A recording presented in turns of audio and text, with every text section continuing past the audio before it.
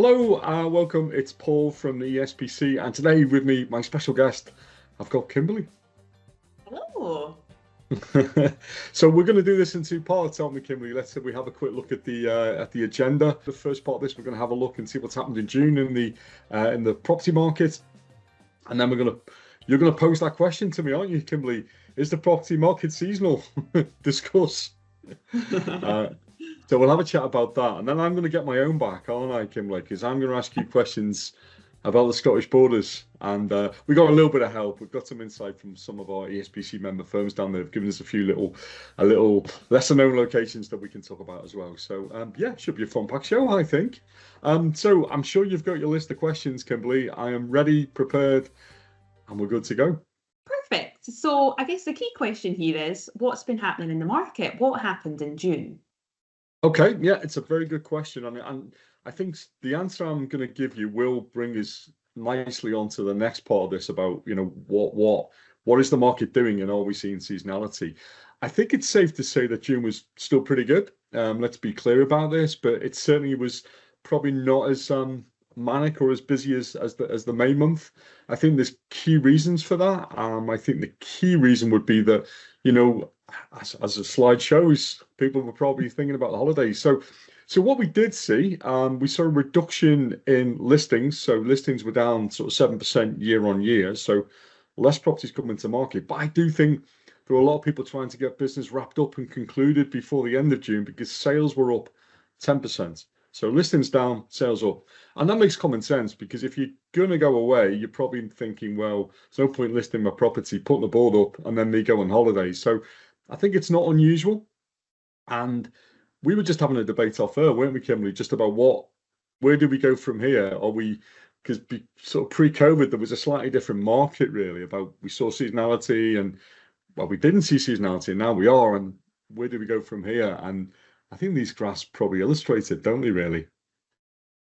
Exactly. I guess a lot of people, when they think of the property market, they think, right, a really good time to list my property is in summertime or sort of spring, just before the summer, and maybe the best time to buy to get good deals is in the winter.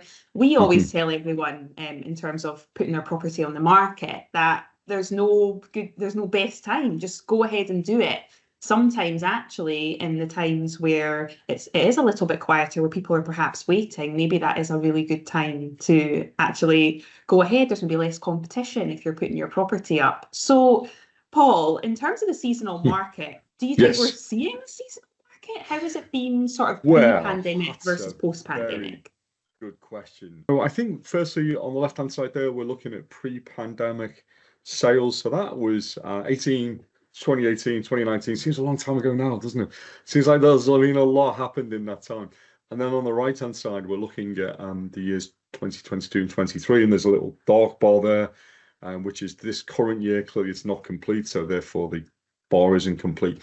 But if we look at pre-pandemic sales, what we were seeing there was almost like a triple top. We saw three spikes.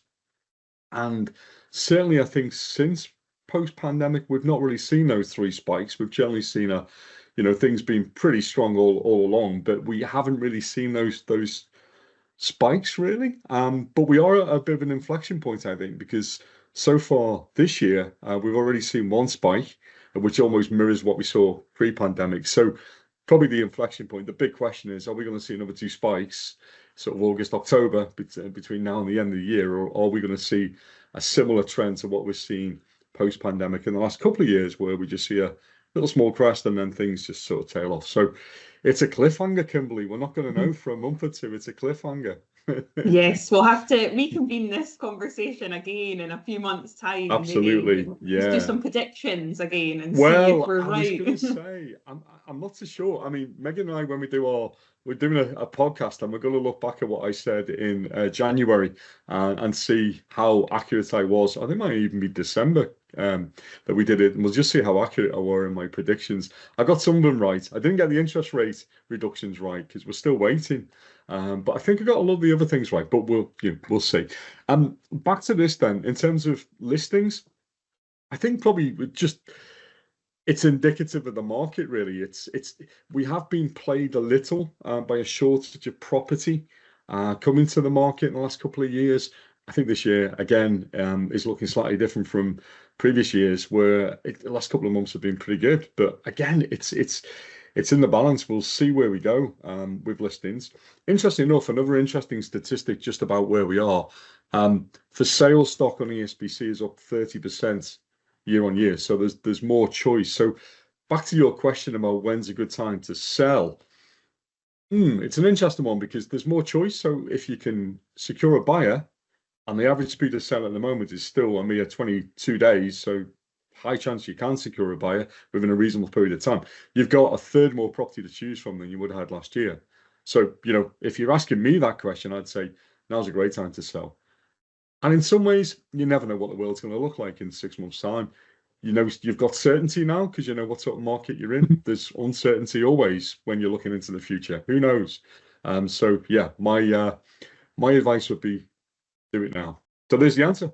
Do it now. It's yeah, I have that as my motto to stop me from procrastinating as well. It's a good mantra to live your life by. Anyway, enough of the self-help. Shall we talk about the borders? Yes, let's. So we're going to have a chat about the borders. Kimberly, you posed the questions to me. We flipped the coin, and you got the borders bit. So I'm going to now quiz you on the borders a little bit. It's not much of a quiz, is it really? I suppose the question is, firstly, and it kind of answers itself: does the borders represent good value for money? Yes, definitely. I think when we look back to some of the positives from the pandemic, a lot of people, their working styles change. A lot of people were able to work from home and are still able to work from home and have that more hybrid working lifestyle. And a lot of people took advantage of that in sort of pandemic times or just post-pandemic times. They're maybe still taking advantage of it, maybe being able to move out of the city further afield because they don't have that commute anymore. And the borders, I believe, definitely benefited from that. A lot more people. No question. Thought, you know what, we'll move down to the borders. I don't have to commute every day. The borders is still very commutable to the city as well. There's great transport links. The road infrastructures there are great. You can get, in some places in the borders, you can get into the city centre in about 40 minutes. And that's even if there's traffic. So it's definitely become a lot more popular, and it's great value for money. I think here on this slide, we've just had a look at the comparison of a property in the city centre, the city of Edinburgh, versus how much that would cost in the Scottish border, just on average.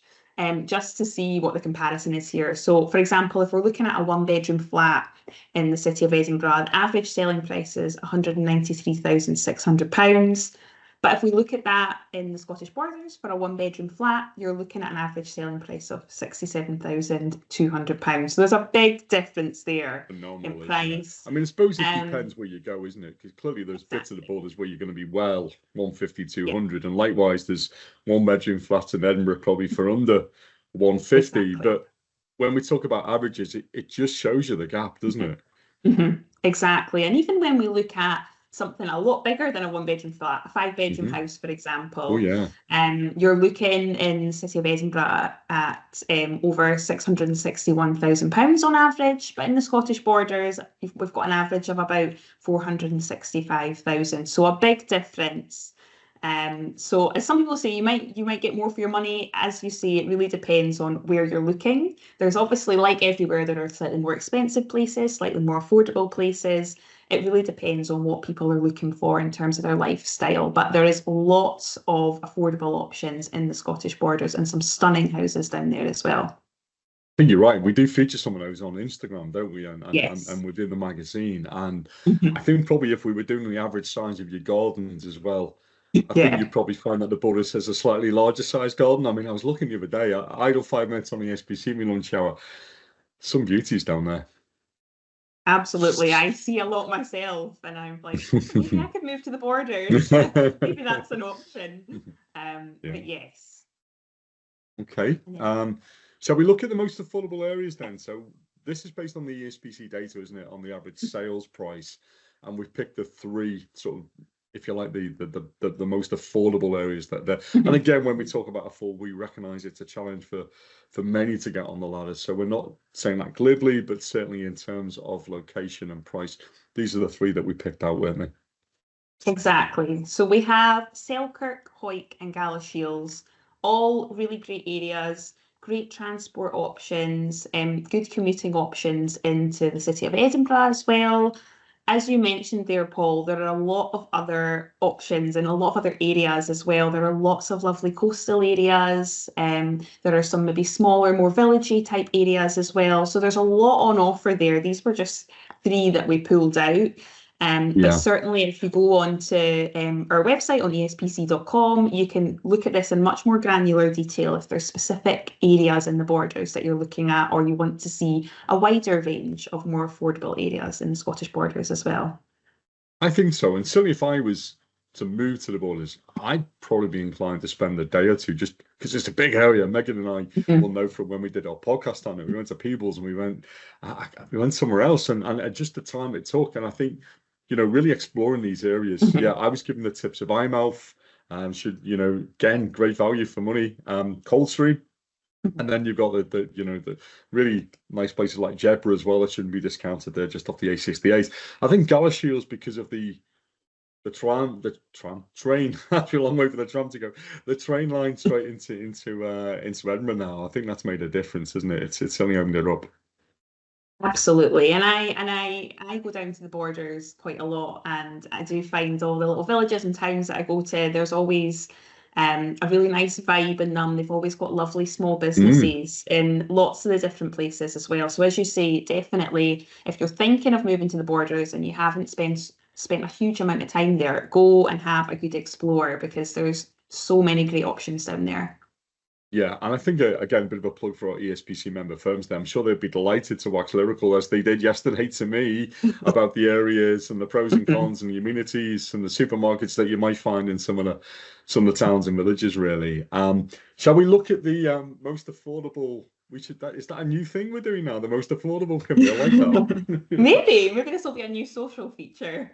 Yeah. But just pulling out our most affordable property on ESPC.com in June was actually a one-bedroom flat in Galashiels that went for I don't know the exact price, but it went for around. It was up for around £62,000. Okay. And it was in a lovely nick, a really nice condition as well. So it just shows you what's on offer there in terms of the value for money. And yeah, that was our most affordable property on ESPC.com in June as well. Wow, it's a long time since we've seen those sort of prices. In Edinburgh, you normally have a 1 in front of that 6, wouldn't you? Yeah. Kimberly, you mentioned there that sort of things have become more popular down there, I think, since the pandemic, and people now not having to do the commute or only doing a day or two a week. I think this slide illustrates, doesn't it, just how that market has really woken up in the last few years. Exactly. So if we look at the median time to sell, which just to give a bit of a description of what that is. So that is the time from when a property is first listed on ESPC.com just through to when an offer comes through and is accepted on the property. So that is that period of time. When we're looking at pre-pandemic, so sort of January to June in 2019, the median time to sell was 118 days, which is quite in line with the property market in England. They're still seeing that sort of median time to sell. So properties were taking quite a bit longer to sell then. But we compare that to now, January to June this year, the median time to sell is just over a month at 33 days. So the difference is quite unbelievable, actually, and it really shows the change in the market down there. Much faster, but still not, if you're a buyer or maybe a first-time buyer looking down in the borders and thinking, oh, that seems quite scary, it's still a really nice amount of time that you still have time to find the right property for you, but it's definitely much quicker than it was pre-pandemic times. So that really just highlights the changes that have happened in the market pre-pandemic, post-pandemic, in the borders. Yeah, I think that's perfectly illustrated, Kimberly, as you say. And we know it's an area where we see people from Edinburgh relocated there, and we see that in the Registers of Scotland data. And as ever, there's always the I don't want to use the word outsiders. I'm trying to find the right word. The people who've come across the border to live in the borders from England as well. You've spoken already about amenities, and there's quite a bit to do down there, isn't it? You spend a fair bit of time down there, and here we go. Yes. So I have a few friends actually who used to live in Edinburgh and moved down to the border, so I do spend a bit of time down there. And one thing I would highlight, because I like a lot of outdoor stuff, is the outdoor sports opportunities down in the Scottish Borders. It is second to none. We've got a few we've pulled out here, but honestly, the list goes on about what kind of sports is available down there. Certainly in terms of mountain biking, it is a world-class mountain biking trails at Glentress. Glentress is also the home of Go Ape, and I'm sure a lot of people have been. Great, Go Ape is amazing. So great down there. In terms of fishing, we've got the River Tweed, loads of fishing opportunities down there. And if you like a fish supper, obviously down in Eyemouth, there's lots of places down at the coast as well. You can get a great fish supper as well. In terms of water sports, so diving, surfing, windsurfing, wild swimming, paddle boarding, anywhere down along the coast is fantastic. There's some great places down there as well. Just some other things like walking, biking, horse riding trails are just fantastic down in the Borders as well. So yes, so many opportunities for amazing sports down there. No, I'm surprised, Kimberly, because I know you have run marathons, including the Edinburgh Marathon. You're not mentioning fell running or any of that sort of stuff. Because I know we've got some of our firms who do a bit up in the hills there as well. That's a different type of running. Maybe one day. Yeah, and me too. They're a breed apart. That's all. Yes. Indeed. And just in terms of, if you like history as well, there are so many castles and abbeys and stately houses down in the Borders as well. Just a few of the abbeys. So you've got Jedburgh Abbey, Melrose Abbey, Kelso, Drybrough. There's tons there, and they are just fantastic. You can go and get tours in a lot of them.